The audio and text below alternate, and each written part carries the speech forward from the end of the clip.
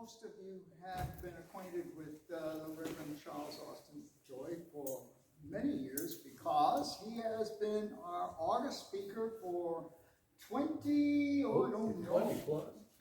plus years, since the late 90s.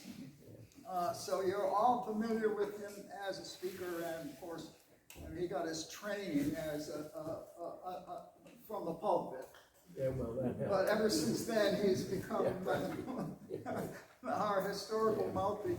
But many of you also know that he is an author of this book that many of you have already read, Founders and Followers, the movers and shakers who built Gouldsboro on the eastern frontier. This happened because about 10 years ago from his talks, I realized, my gosh, his talks up to this time had covered the entire early history of Gouldsboro. We should do something about that, and we should get a way of making his many talks available to everybody who may not remember them all. So that's what we have this book. We sold so many. We sold about 400, and we're out. We're about to order some more. So that's a trick in itself. We can't sell any more right now because we're out of them. But we will very soon, and we're still selling them on the web. But the other thing is that the subject of tonight's talk has also has the work behind it, with the incredible amount of research behind it, everything that he does, in this case has taken the form of another book that he's written about the career of Mr. Taft. There's no binding on this, please. So we want to also make sure that we get some publication of that. So we're working on that very hard. We're bound to get you published again. Oh, wow. So, and I do give autographs. I just gave one tonight, in fact. So, hence we have Charles, not only our speaker, but author and famous author, Charles Joy. Okay, thank you. Thank you. I'm not used to talking with one of these, so I feel like, do I hear? Exactly. How's that? Is that better? No, it's a little worse, I think. Yeah. Just keep going. Okay, I'm going to keep Going. Is there anybody who cannot hear me? Don't be afraid to raise your hand. I won't bite or anything. They can't hear you. They don't get the question. Touche. Very good. Last year I was assigned the subject in view of the fact that Maine was celebrating its 200th anniversary as a state, of talking about Maine becoming a state. So that was the presentation I did last year. And I talked a little bit about the whole background of Maine's settlement, which was so different to Massachusetts, and also Maine's relation to Massachusetts, from which it was cut off. So then I began thinking, and I thought, well, I think I could make a trilogy out of this. So that's my plan. And so last year, it was Maine becomes a state. And this year, I have been asked to talk about the 19th century in Maine. And so my kind of range of interest tonight is basically from 1820, when Maine became a state, to 1865, when the Civil War was finally over with. And then my goal next year is to investigate a little bit how in Gouldsboro, as a representative place, Maine became vacation land, and brings us up to the 20th century, where the tourism is a huge part of our economy here in Maine. So that's where this stands. This stands midway between the two pieces of the trilogy. If you fall asleep, please try not to snore too loudly. I appreciate that. All right. If you look at this, if you just look at the size of this, that is virtually a study of Gouldsboro in the 19th century. Now, clearly, I wasn't going to come in here to do a talk and say, oh, well, here's my talk here. We'd be here for the next 2 or 3 weeks, probably. So then my challenge was then to pare down the way we would view the 19th century. And so I pondered it and pondered it. And what I came up with, I've had a wonderful time putting this together when I finally came up with the notion of it. What I came up with is the idea of communication. If you think about communication, it is absolutely essential to society and to life. A newborn infant waking up at 2 o'clock in the morning and screaming their head off is communicating with the parents. They're either wet or they're hungry. They don't know English, they communicate. As they learn to speak, they are communicating. And so you communicate with your family, you communicate with your society around you, and the whole world is in communication together. So I thought it would be interesting, in light of who we are today and how we understand communication, to think about that for a little bit and use that as a backdrop for looking at the same theme in the 19th century. So I read this interesting quotation from Robert Penn Warren in his novel World Enough and Time. You live through that little piece of time that is yours, but that piece of time is not only your own life, it is the summing up of all the other lives that are simultaneous with yours. What you are is an expression of history. And that's perennially true. And it was true in the 19th century here in Gouldsboro, just as it is today. One of my close friends in January, we were having a conversation about Zoom and all this and thing, and he's young, he's 40, I'm confused by it all. And he made a very interesting statement. He said, the world is moving at light speed and emojis substitute for gestures. Emojis are those little, probably everybody in here knows this, but they're those little sort of cartoon things that if you love something, you click this little heart and so forth and so on. And if you think about it, emotion is conveyed by computer through emojis rather than the hands. At the end of Midsummer Night's Dream, Puck runs out and sits on the edge of the stage, and he has the final soliloquy, and he gets to the end of it, and he says, give me your hands if we be friends. And the audience goes berserk. They clap and they cheer and they stand and they yell, give me your hands. He didn't say, give me an emoji. Give me your hands if we be friends. And the rate of change in society not only affects, but it also afflicts the minds and the personalities of those of us who live in that society. I'll give you the first example that I personally had of this.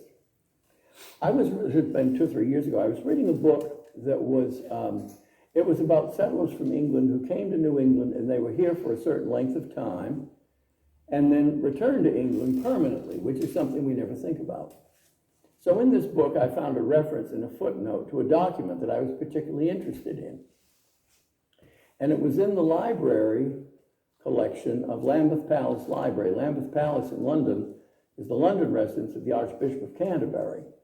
And so I look it up on what? Google. And I get the email address, and I type out this email. This is the reference, could I get a copy of this? And I'm sitting in my study in Virginia, and I hit send. And I barely got my finger off the key when I get bing, and I got an email.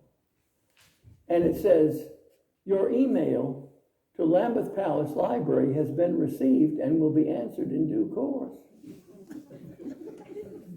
In a fraction of a second, my communication had crossed the sea to England and received an answer which then came back across the sea in that length of time.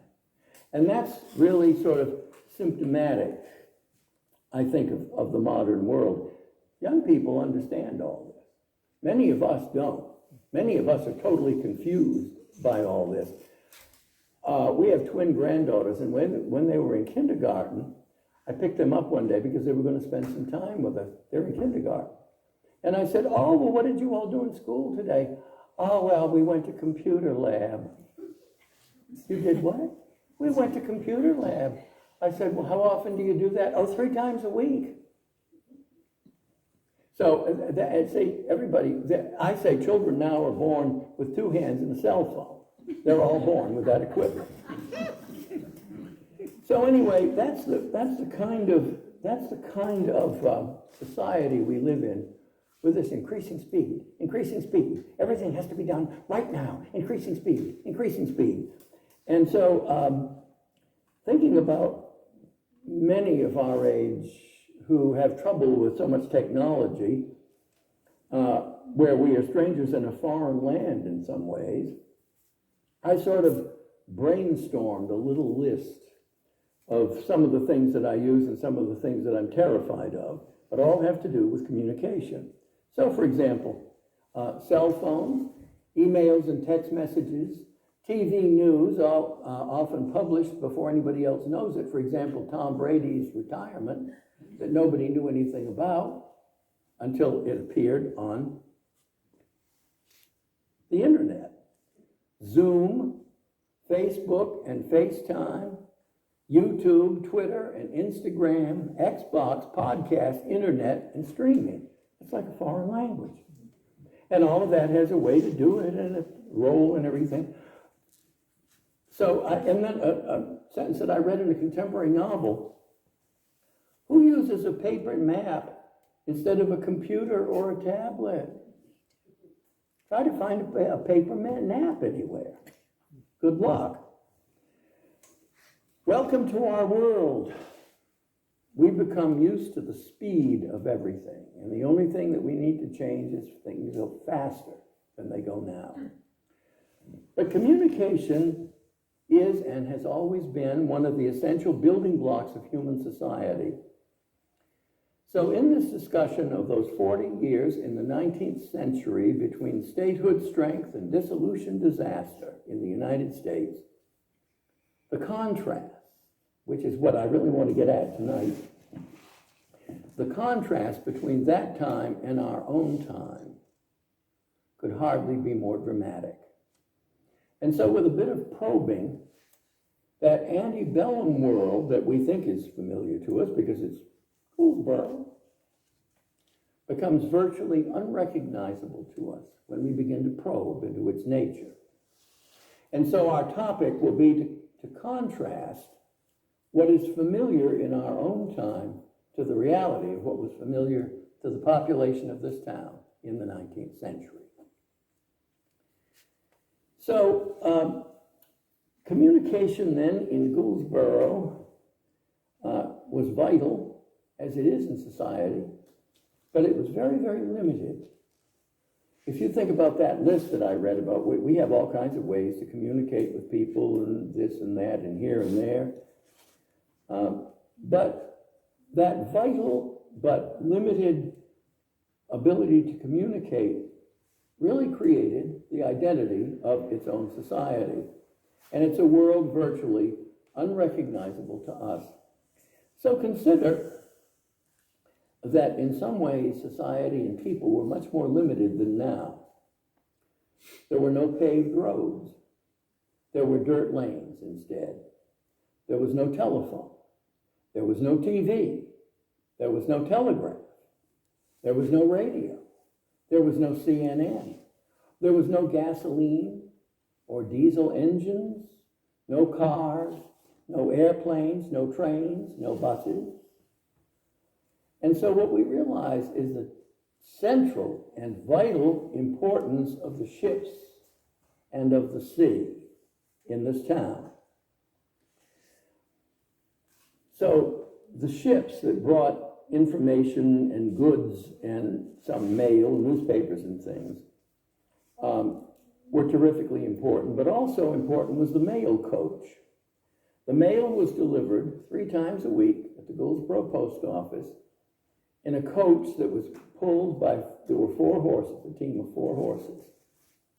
And it was 118 miles from Bucksport to Eastport, and the coach would come 3 times a week. They would stop, the driver would stop at the post office, take out the bag of mail that belonged to Gouldsboro, hand it in the post office, and go off to the next stop. And so you realize from that the importance of horses. We think horses are pretty to see them out in the pasture. Horses were vital. They were vital to life and to our topic of communication. And I think that the major heroes of the early history of this country are the oxen and the horses. So the mail coach was the only real means of communication beyond the sea. The stage of our discussion is the same as today.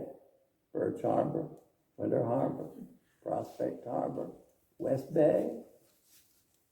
The stage is the same in the township of Gouldsboro, but the action is a very different play enacted on the stage in the period from 1820 to 1860.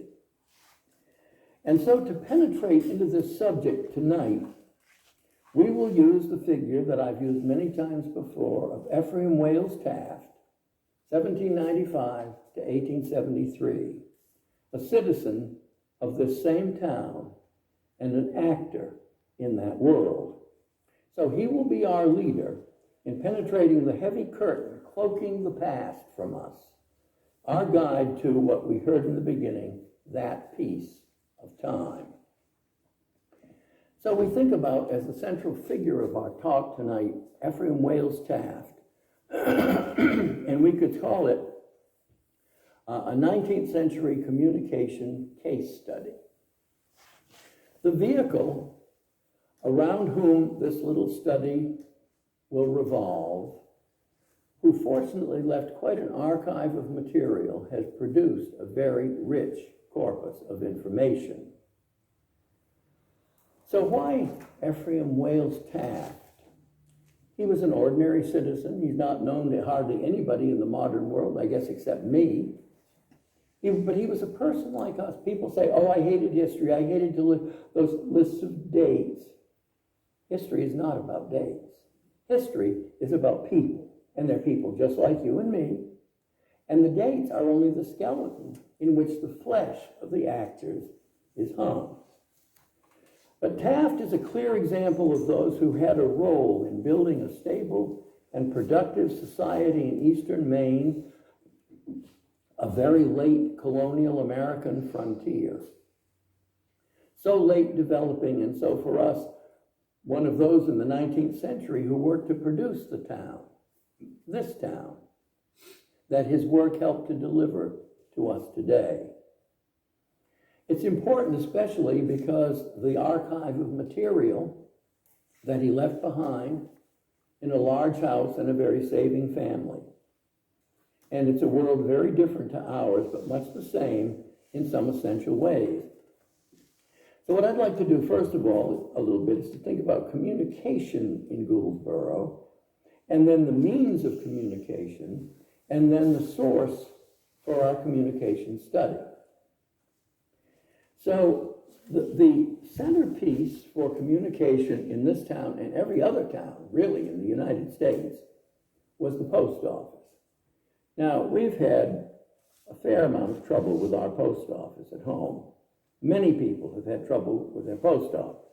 So it's a little hard for people to realize in the modern world that the key piece of communication in community life was the post office. It had been founded in the United States in 1792, and the first postmaster in Gouldsboro was Thomas Hill, who was the first cousin to Taft's mother. And Taft himself was postmaster of Gouldsboro, and 3 times. And in those years, the political office was the determination for who would be postmaster. Whatever the political party of the president was, the postmaster in the towns would be a member of that party. And so he had 3 terms, and it's fascinating because this is part of the way you can trace his political change and identity.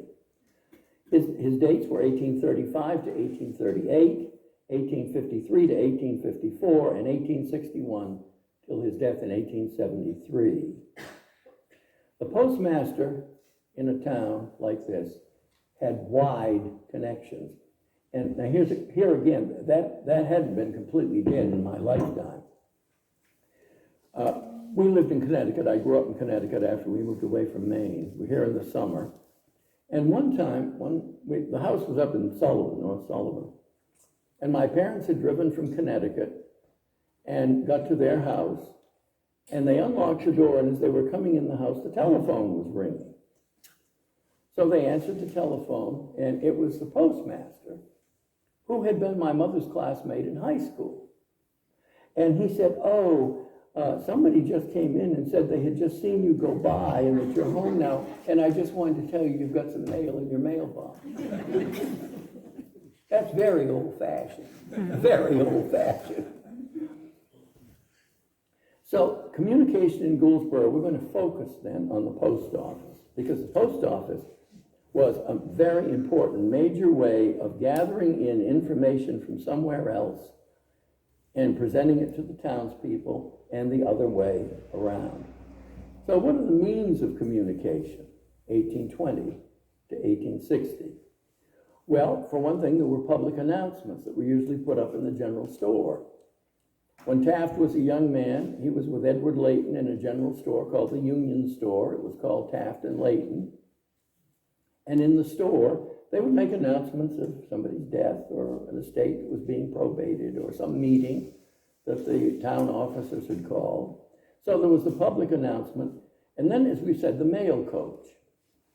Connection to the world beyond the town, and again, totally dependent on horses. And the mail route 3 times a week. Passengers could also go. So when Taft went to Ellsworth, he could take a ride on the mail coach and would deliver him to Ellsworth.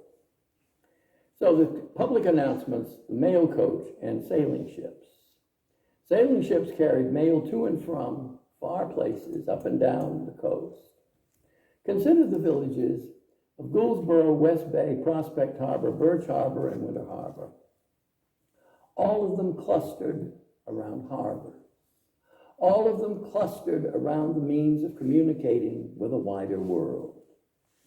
And it underlines the preeminence of the sea, both for industry and for travel, and helps you understand why there were shipyards in town as part of the industry. So it underlines the importance of vessels. In 1831 to 1832, in West Gouldsboro, the vessel Dawn was built. And Taft was very much involved in that and kept a record, an ongoing record of the expenses and the workers and so forth and so on. So there he is, right with one vessel out of many, many vessels, but we have the record for the one. So vessels were the means of entrance to the world beyond. The post office was the means, basically, of disseminating information within the town itself. Those are the means of communication. So then, what are the sources that we have for our discussion tonight connected to Ephraim Wales Taft? Well, first of all, we have his ledgers. At the Van Amberg sale in West Gouldsboro in 1982, I found a pile of ledgers like this, and I've always had kind of a fantasy with old ledgers. And I started looking through, and this one, when I opened that, I saw the names of countless numbers of my ancestors in Gouldsboro, and I said, I was between jobs, I had no income, I had no decision about where the income would be coming from, but I said, I've got to have these ledgers. And I have studied these ledgers, I've transcribed all of them, and I've pored over them, and they have helped me understand this man from so long ago. So first of all, there are ledgers. Over here, there are things that you can look at when we get done if you'd like to. There are a couple of ledgers over there in his postage book, that long, thin one. And this ledger in particular, this book is itself an artifact of the time that we're studying. For example, it's solidly bound still, and the cover is calfskin. And most of the calfskin at that time came from California, which then was Spanish, and it was covered with herds and herds and herds of cows, and the calfskin would be loaded, it would be cured, it would be loaded on vessels and brought around the Horn, loaded and then unloaded, for example, like this book. And if you want to read more about that, Dana's 2 years before the Mass goes through that very thing, which is very fascinating. Now this book is also, it has, the ink is black, it's made with iron. The ink was made with iron, crushed iron. And the paper, it's very pliable still. It's made with rags.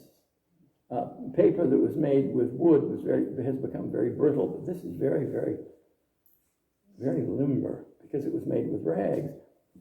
And then the binding is very solid, and it's all held together with cotton thread.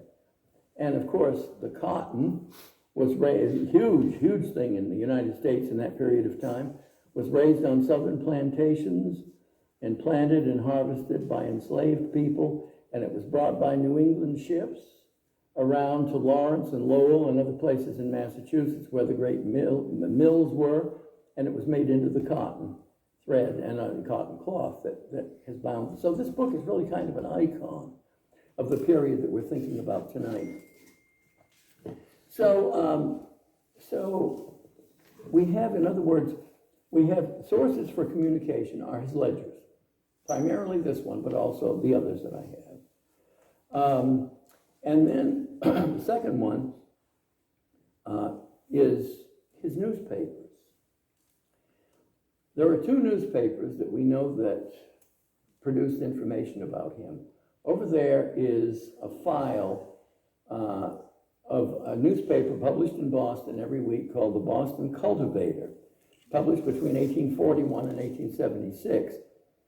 And you can see there's a photocopy of a document that is in our collection here in the Historical Society, which is a subscription receipt for Ephraim Wales Taft for this very newspaper in the very year that that's the file of. And so and it's contemporary, of course. And so when you look through that, that's what he saw every week, that exact newspaper, and pored over it. Now, the subscription for that was $2 a year. It came from Boston. It would come down here by ship. It would go, and they had all kinds of people in town, had all kinds of newspapers. But this is advertised, this is what they say, a family newspaper devoted to agricultural, horticultural, and the sciences, rural and domestic economy, miscellaneous reading, general intelligence, report of cattle and produce markets, stock market, shipping list, etc., etc., it says. And if you look at it, I mean, you could just be spellbound. There's everything in there, that and more. And so the newspaper was for information, for amusement, and most important, for business matters. The sailing records of who ships were coming and ships were going and so forth. So that was one of his newspapers as a source. The other one was the Kennebec Journal. And Augusta at that time, 1854, Augusta was, of course, the capital of Maine by then. And he was the delegate for that 1 year to the legislature up in Augusta. And so I went up there a number of times to the state library, and the Kennebec Journal was printed every day, and every day it gave a detailed report of what the legislature had been dealing with and what they had done, and it gives an inventory of every member of the legislature and how they voted on each question that came up. I went through that on microfilm day after day, and I extracted every reference to Ephraim Wales Taft. So I have a complete picture of what his life was like when he was a delegate to the legislature from this area. All right, so to recapitulate, we've seen that communications in Gouldsboro centered in the post office primarily. The means of communication were primarily the mail coach and the sailing ships. And the sources for studying Taft as our entrance into that period in society, the Great Ledger, and then his postage book and his post office ledgers over there. His newspapers, the Cultivator and the Journal, and then finally, his letters. Unlike our text messages, emails, telephone messages, phone tag, Facebook, letters preserve communications which reveal the contours of personal life in our period, but also they have been written and or held by this individual that we are studying. Handwriting is the most personal of anything that is left. And I've amassed about 25 of the letters. Some of them belong to a woman here in West Gouldsboro. Some of them are in the Historical Society. And a number of them I bought on eBay. The last two that I got came from Southern California. They're Taft letters. So there are two kinds of letters then. We have the business letters, and then we have the personal letters. And I'm going to end with the personal letters because that's the man himself presented to us. So the business letters, for many years he was he worked with John Black, Woodlawn, the Black House in Ellsworth. John Black had lived in Gouldsboro many years. His children were born here. He was married here. He was town clerk here before he built that house in 1824. And so he was the agent for the millions of acres of land that William Bingham of Philadelphia had bought in Maine after the Revolutionary War. And Taft was very close to John Black and worked with him intimately for the land in Gouldsboro and Township number 7. So the two of them worked together all the time. And during several summers, I went to the University of Maine and to the special collections, and they have filmed John Black's letter books. And I started at the beginning, and I read every letter and everything in his letter books for years.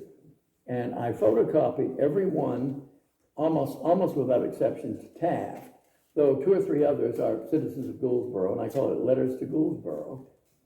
And it was the most interesting thing. Taft's letters to Black are gone, but these were in John Black's letter books.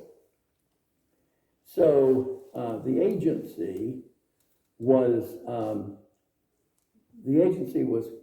that's the longest running accounts he has in here, and I've marked the place in here where, two places. One is the accounts for the Dawn, and the other one is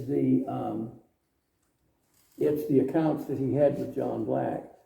And in the 1850s, at one point, John Black audited those, and he signed here in the ledger. He signed John Black, that he approved the thing. So, okay, so just to recapitulate then, before we dive into this last piece, this is the kind of ship. The ships that were here were not like old Ironsides. These were the kinds of ships. This is one that happened to be anchored in Winter Harbor. Winter Harbor was Gouldsboro till 1895. And then this is a letter that I just got, and it has the envelope with it. And this is one of the letters that is in John Black's letter book, written at Ellsworth, March the 3rd, 1853. But this is the original letter. This is the original in John Black's handwriting and with his signature, and it even has the envelope with it, addressed to Taft. And when you think about it, Taft held this envelope, and he opened the envelope, and he read the letter himself. And we have the privilege of touching it today. And then, so that will be, I'll put that over there on the table. This is the only one that I have of his in his handwriting. It's most of a letter, but a fragment of a letter that evidently was a copy of one that he was going to send. This is to George Nixon Black, dated at West Gouldsboro, 2nd April 1857. And this letter is in his handwriting. And what I love is on the back, he evidently was figuring something, and he has his figures on the back, so I'll put that over there. And then the third one is a fascinating one, and this is one that I got from California. And this letter, it concerns these three women. It was grandmother, mother, and daughter. The daughter, the youngest one, was Taft's wife, and then her mother, and her grandmother is referred to in this letter. And this letter was written from Salem, March the 23rd, 1840. This is the oldest one that I've been able to find. But when you hold these fragile documents in your hand, you realize that daily life is personal, as it was personal for them. They came through Taft's hands in the post office where he worked. They had been delivered in the mail bag from the mail coach and from the vessels making their slow voyages down east. And in these letters, we hear voices and touch the hands of writers and readers, unseen and unheard, for a century and a half. And so that's what I want to finish with, is these letters. So this one is the one that I'm going to talk mainly about right here. This is the family letter. That letter is dated at Salem, 23 March 1840. It's the oldest family letter that I've seen. The recipient was Maria Cobb Taft, who was Taft's wife.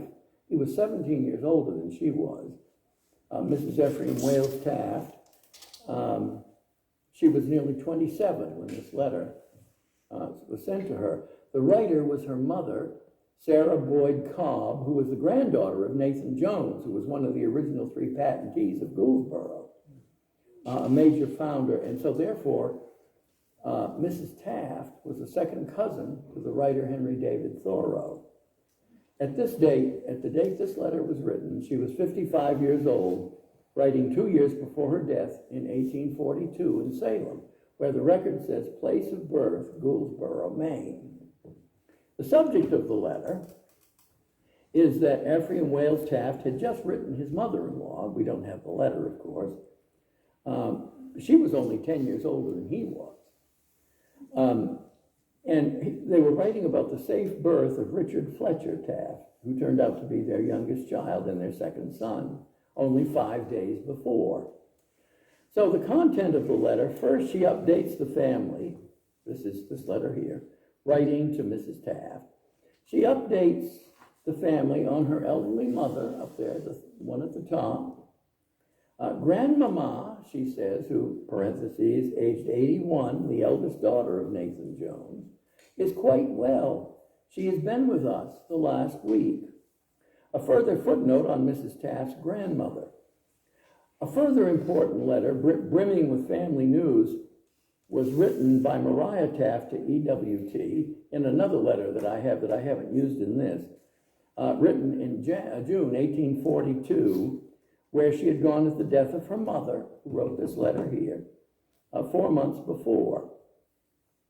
And then she says, grandmother, that's Nathan Jones's daughter, is reported to be very well indeed. She had been down to see her today. She was sewing, making pantaloons at the age of 83 with her daughter, only recently dead. Mrs. Boyd, grandmother of Maria Taft, will die in Salem in 6 weeks' time at the age of 89. And so, in talking about the new baby in the family, the baby's grandmother writes, the little stranger will repay EWT for all his trouble. Grieving that she had not been there when Maria delivered her final baby, she wrote, what a comfort it would have been to have taken care of poor little Neddy. That's Edward Wales Taft, the middle child of the three, aged 3. I wish very much to see him and his dear little brother.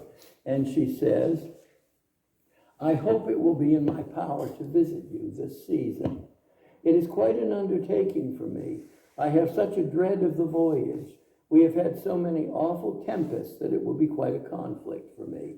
That in itself gives a remarkable picture of communication in the 19th century. So, with the Tafts as our guide, we close the study in 19th century communication. Time passes, as it does. At the end of the period we are looking at tonight, emerges at last, after the turbulent century across the country, the terrible and tragic catharsis of the Civil War. President Lincoln calls for volunteers to support the Union in the spring of 1861, and the state of Maine responded with a greater proportion of eligible men than any other state left in the Union. Among the volunteers answering President Lincoln's call was Richard Fletcher Taft, whose birth we just heard enunciated in his grandmother's letter. He was now a strapping young man of 6 feet tall, ruddy complexion from his work in the sun as a farmer, brown hair and blue eyes. There's a picture of it in our society.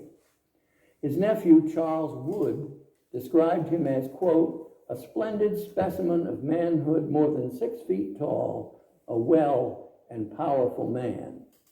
He enlisted in Maine troops at the end of August 1861 at the call of President Lincoln, which was the background to another letter that the Society owns. In those letters, on the 5th of January, 1862, Ephraim Wales Taft wrote, "Dear son, we have had a chance a few days since to send some things, and we put in 2 pairs of drawers." He said, he spells it D-R-A-W-S. It's the main way of saying drawers. And 2 pair stockings. It's a very full letter, a wonderful letter, father writing to son, full of news of home. Charlie, aged nearly 3, who is the soldier's nephew, to become a lawyer in Bar Harbor, says, "Send my love to Uncle Fletcher."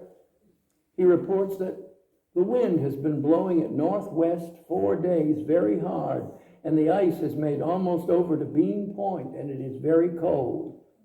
And then he ends by saying, "All join with me in love to you." And he signs the letter, "Happy New Year, your affectionate father." 3 months later, spring was struggling to come to Maine as it does in April. The mail coach arrived, the main means of communication with the outside world, bringing a bag for Gouldsboro delivery. Ephraim Wales Taft, the postmaster, sorted the mail as he did every time, and picked up a letter addressed to him. Holding the letter, he read in stark handwriting that his youngest child, Sergeant Richard Fletcher Taft, had died of typhoid fever in Daufuskie Island, South Carolina, about 2 weeks past his 22nd birthday. The letter that was sent to Taft notifying him of the son's death doesn't exist, but a quotation from it exists in the boy's obituary notice in the Ellsworth American. His ardent and devoted attention to duty as a soldier and as an officer, and his consuming manners drew around him during his short military career as extensive a circle of warm friends as possible. And then at the end, he says at his funeral that the American flag was placed over his casket and he was taken to his grave aboard the only substitute for a headstone that could be procured,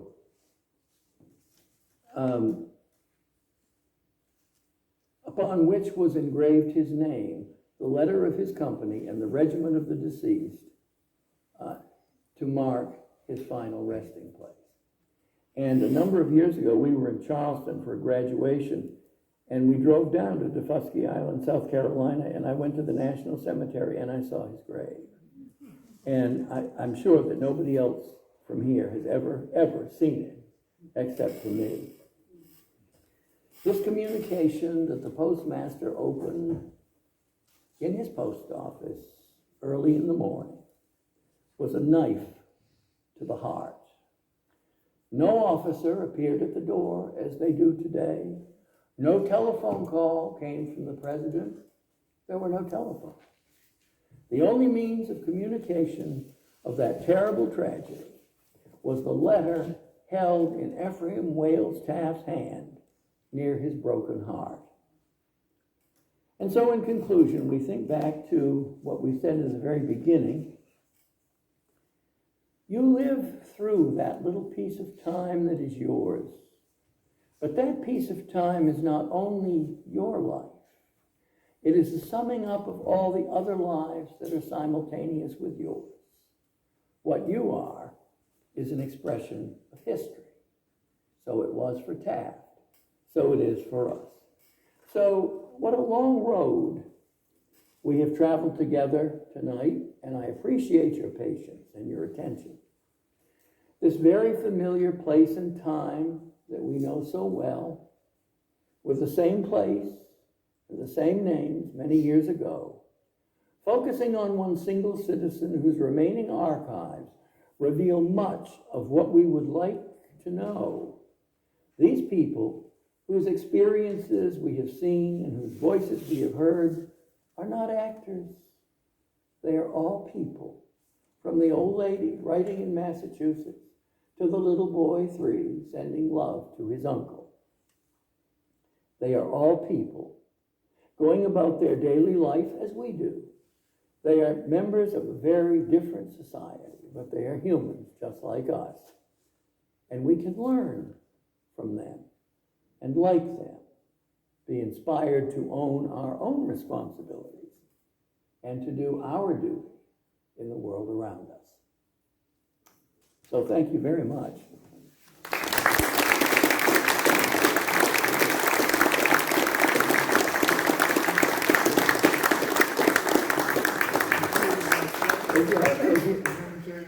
Yeah, if you have any questions or anything, I'd be happy to see what I can do about answering them for you. Sure. Was there only one post office for all of Gouldsboro, or did all the little ones exist back then? Well, no, not then. There was just the one. And of course, there was a huge controversy over it because Prospect was determined the post office was coming over there because Prospect had the biggest amalgamation of population. In fact, in the 1820s, I found out that Prospect was beginning to work towards separating from Gouldsboro the way Winter Harbor did in 1895.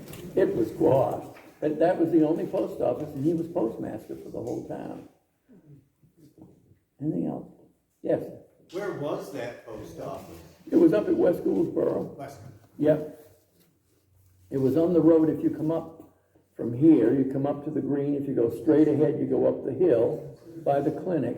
If you go left, it was just a little way beyond there, apparently in open land, because it's not there now. And then later on, it was in the big white house that's there on the green. If you go in the front door, the doorstep is all worn because that's where the post office was moved. It's all worn with people coming to get their mail in town. When people from here had to go all the way up there to get That's right. Well, and I mean, Taft himself, he writes, it's amazing what you can find out about his life from this. I mean, he walked all over town. He walked to Korea. It was Indian Harbor then. He'd walk down to Grindstone Point. You know, he'd walk up to Sullivan. They all did. And of course there were no roads as such, it was just dirt tracks. And what I've done in this is the thing that I've written. And what I have done is, the subtitle of it has been a townsman in his town, a New England townsman in his town. And I'll set this right over there so you can have a glance at it if you want. What I've done, I have a prologue and an epilogue. The first part is a townsman in his town, an essay on Gouldsboro, an essay on Taft, and then the townsman's activities: merchant, land agent, postmaster, civil servant, entrepreneur, and laborer. And then the last section of it is the world and time of Wales Taft, the labor of the land, the labor of the sea, illness and death, weather and seasons, women and the Civil War. And so it ends really with the Civil War. But, I mean, much of that material comes out of here, but you have to take it all to pieces and it's just like a jigsaw puzzle, and you put it together and match dates and so forth. But I have loved it, and for 40 years I've been, 40 years ago I got these ledgers, and I've worked on them, not always, but I mean fairly consistently ever since then. And I've had a wonderful, wonderful time with it. And I have, the picture of him is over there. It's a picture, it's a photograph that was taken from me a long time ago, a picture we have in the society here. And I keep that on my desk at all times because he's become my companion. Question, anybody else? Yes? Where did he live? Well, that's a very good question. And they had a small house, and nobody is certain where the house was.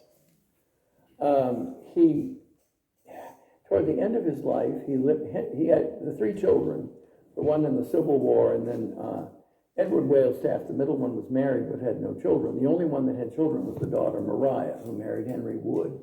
And the Wood house up there, they evidently lived in there quite a long time. And then after he died, after Taft died, there's the record of Mrs. Taft, and she would pay some kind of a nominal rent or something to her son-in-law.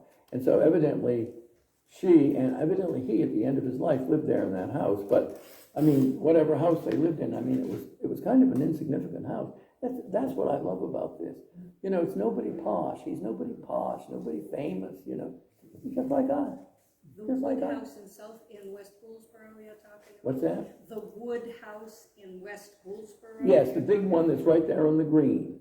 Oh, that one. Yeah, where Not the Kelleters live. one.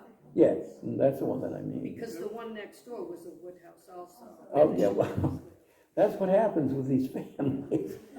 And sometimes trying to dissect all this is a real challenge. So it was the wood house that had the post office and the Warren threshold. Yeah, the big one on the green, the Kelleter house. You go in the front door and it's warm, just like And he that. lived there Well, yeah, I mean. part of the time. Part of the time, yeah, and that's where his post office was, part of the time. Because originally the Hills were the postmasters, and they are, well, the Hill house is further along that same road. You come along where the road turns like that, the house back in there is the Hill house. And Thomas Hill was the first postmaster of Gouldsboro. He was the first cousin to Taft's mother, Lois Spring Taft. They're all connected. That's part of what's fascinating. Yeah. Can you repeat who was connected to Thoreau?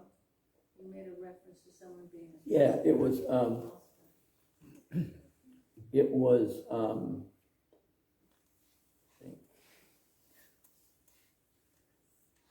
the woman that wrote this letter here. And her mother was the first cousin to Cynthia Dunbar Thoreau. And they were, they were sisters, so this would be the second cousin of Thoreau, yeah. And Nathan Jones would have been his uncle or great uncle, one or the other. Yeah. But yeah. Any local delivery of mail, maybe informally Oh, from well, West no, I mean- Gouldsboro to Prospect? No. Well, I mean, the only thing along that line, I mean, you know, say you were my neighbor, and I'd come in and say, oh, I'm gonna go up to the post office, you want me to get your mail? Yeah, please do, and then bring it home. But there was nothing official, no. There was no RFD, there were no mailboxes. I mean, when you start in and you think about what we just take for granted, and everything, no. I mean, you think about, you know, at night, they didn't have kerosene yet. All they had was candles. And so it was no wonder everybody went to bed with the chickens and got up with the sun. And think about how quiet, what? Do they have any oil at that time? No, I don't think too much in this area, probably. You know, that would be a more, I mean, all that, you know, everything came in Massachusetts, you know, with Boston and everything, much earlier than it did, of course, around here, you know, steamships and railroad trains and paved roads and all that sort of thing. But it's, I mean, it's really a fascinating thing, so. Anybody else? Yes? Did the paths that people used to get around the peninsula were they similar to where 186 is today? Yeah, they basically were. And along with everything else, Taft did all kinds of things for the town. He was commissioner of the roads for a while. And so he would go around if they needed to have a bridge built or repaired, he'd see to that. But I mean, the roads basically now, they follow the same patterns that they followed then. There was no reason to change it. So, I mean, I've been through all the town records, the records of the town meetings. I've extracted every reference to him, he held all kinds of town offices over the years. And the thing that tells me is, I mean, everybody knew everybody else. And they probably each one knew more about all the others than those people knew about themselves. That's the way little towns usually work. And they must have had he must have been a remarkably good man. Because the people in this town had huge trust in him. And they elected him to this position and that position and another position. And over all the years. But what's so interesting is after 1862, all the town offices that he had held before, no more. After his son died, no more. And he just in the pension application, there was an application, they had what they call mother's pensions. And if one of the soldiers who had died provided much of the income or the main income for the family, then the mother was eligible for a pension. And in the pension file, it describes Taft's doctor was down Steuben and, you know, all the different ailments that he had, and he was lame. There was a cabinet maker right there in West Gouldsboro, and he earned a little money. He'd go there in his old age, all kind of crippled up, and he'd turn the lathe for the legs and things on the furniture. Yeah.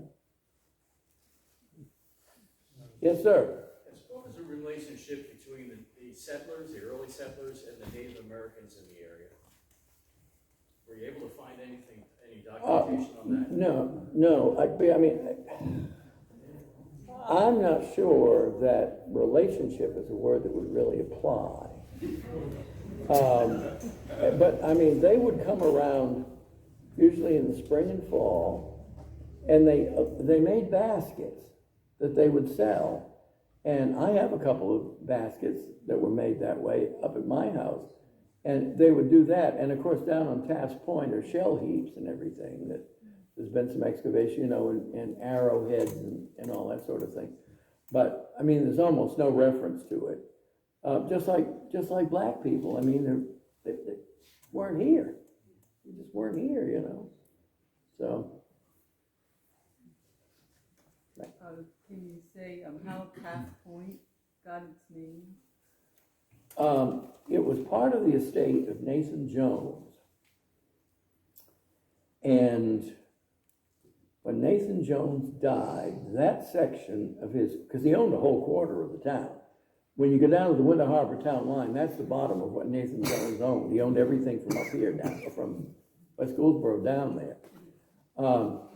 So when he died, he left that whole piece of his property, including the point, to his son.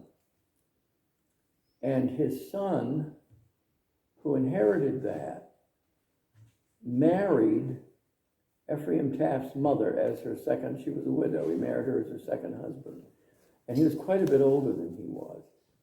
And of course, he was, both of them were a little old to be having children, even in that time. And there is a deed in Ellsworth that I found where he said, because I have no children born of my body. And so her children got it. And so that's how the Tafts got it, and lived over there. And so they were it's just like Shefflin's Point. I mean, that never was called Shefflin's Point. It was called Ash's Point to begin with. But they lived there and lived there a long time and became totally associated with it, you know, in living experience, so it became their point. And that's how Taft's Point got its name. So. Charles, we have one of the other certificates for your collection. Oh, well, thank you. You know how I am about collections. More importantly than that, there's some recent acquisitions